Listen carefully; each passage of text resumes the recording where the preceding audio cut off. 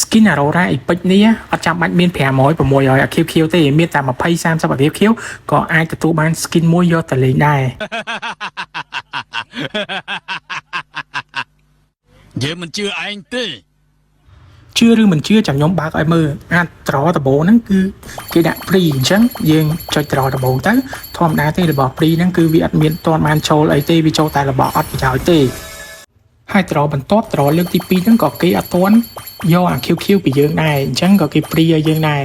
ចាំមើលថាវាចូលអីគេគឺចូលរបស់អត់ប្រយោជន៍ទេធម្មតាទេអារបស់ free ហ្នឹងគឺវាអត់ទាន់បានចូលរបស់ល្អទេ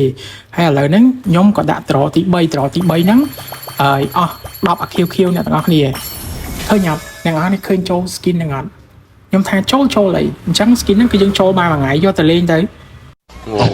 ទៀតឯងអញហើយចាំបានផ្ទះបាញ់អត់ទៅមែន